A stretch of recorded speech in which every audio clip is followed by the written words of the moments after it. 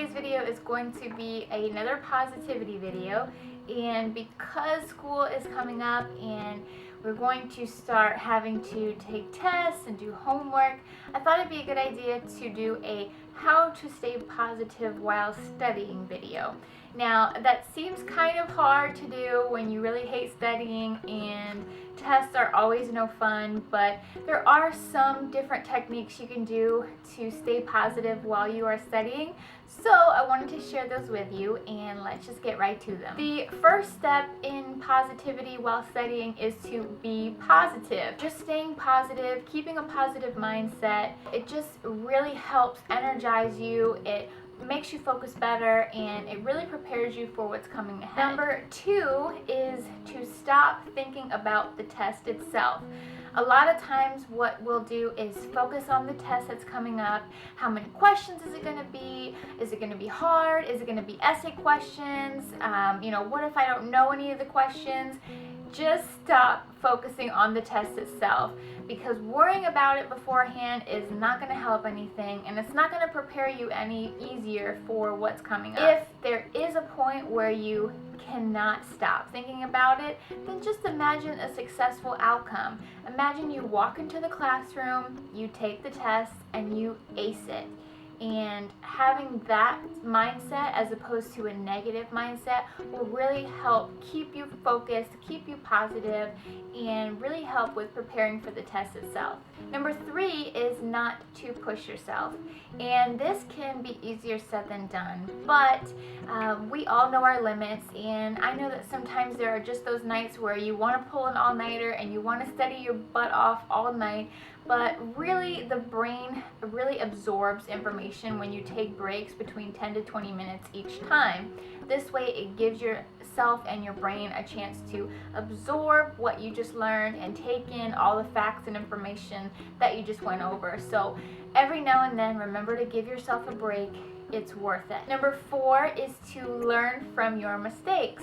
And we're all human, we all make mistakes. As much as I want to say it, you're not going to ace every single test that you take. It's just like life, we all make mistakes, but you learn from those mistakes. Best way to do it is take a couple practice tests. There's most practice tests in the beginning or the end of the books, and they really help prepare you for different subjects and different chapters in the book. So those are a really good tool to use. Whatever answers you get wrong, just focus on those more and learn from your mistakes. Number 5 is to find ways of studying that work for you. So if you're an audio learner, listen to notes on tape or books on tape. Bring a recorder to the classroom and tape the teacher saying the actual chapter. If you're a visual learner, spreadsheets, you can use note cards, you can use flashcards, post-it notes, some people draw diagrams, whatever is easier for you. If you're more of a creative thinker like I tend to be, you can really make studying fun. Get with a friend or a family member and have them help you study. Create it like a game of Jeopardy where you're answering questions and you can win something in the end.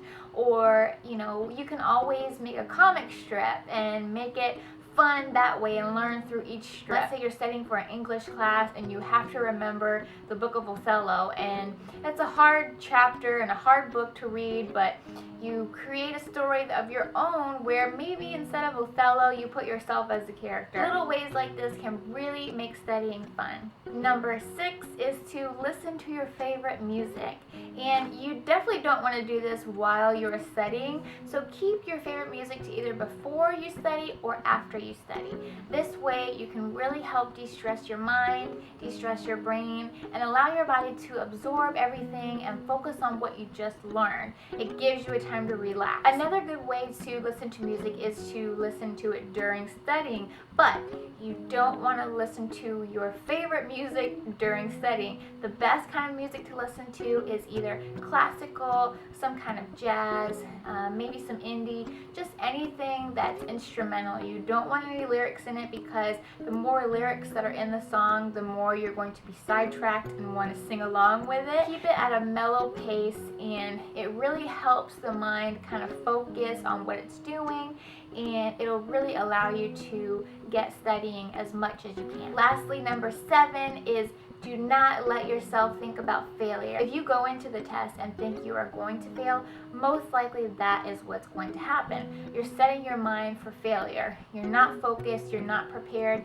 you don't feel prepared, so most likely you're going to fail or get some sort of poor grade on it. If you go in there with a successful mindset and you see the test and you can just imagine the A that you're going to get and you're all pumped up and psyched for it, most likely you're going to get a better grade on it than you would if you went into the test negatively. So keep that in mind and don't set yourself up for failure. Alright guys, so those are my 7 tips for keeping positive while studying. And I know, again, it's a hard subject. Nobody likes studying, but there really are ways that you can make it fun and exciting and really help get you learning about more of the subject that you are needing to know about. If you have any comments or questions or things you would like to add to the list, just leave them down below and I will make sure to read all of them.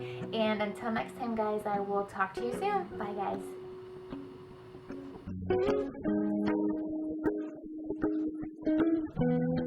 Beyond our limits. And we know that there are some times where we just feel